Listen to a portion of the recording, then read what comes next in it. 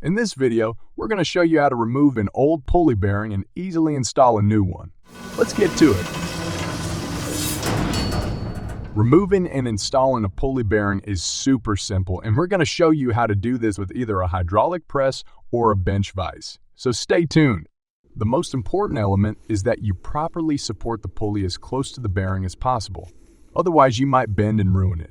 To do so, you need to place something strong and hollow underneath the pulley, like this hardened hole saw blade we had laying around.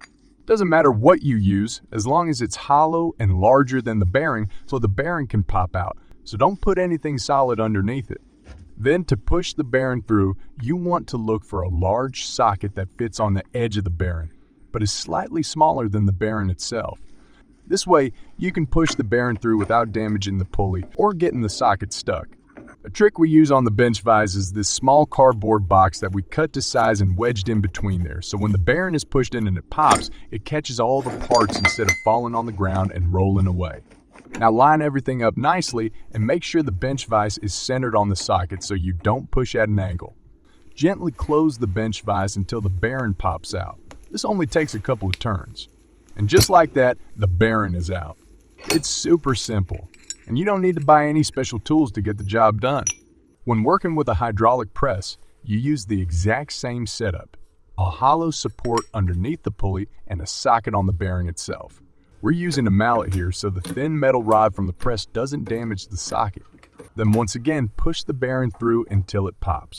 Sometimes if it's really stuck, it can pop violently like that, so no need to worry. Just continue until it's all the way out.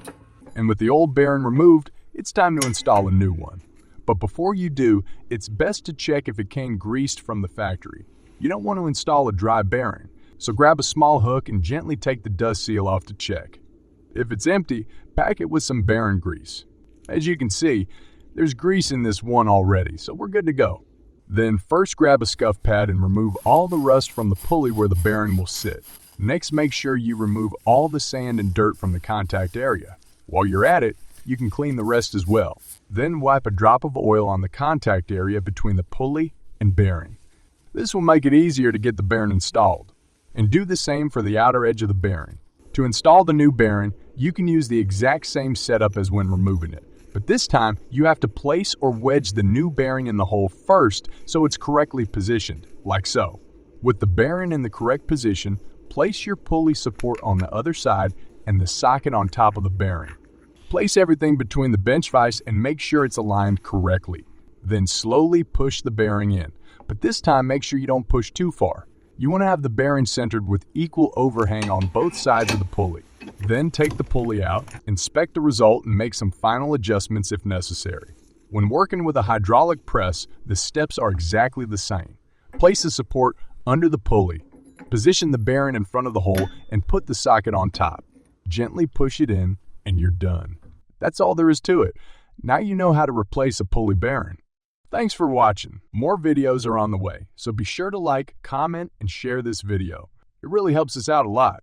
Our content wouldn't be possible without the amazing support of our patrons and YouTube channel members, whose crew you can join via the links in the description to see our schedule, vote on future videos, get behind-the-scenes sneak peeks, and much more. This is Classic Car Maintenance, and we'll see you on the next one.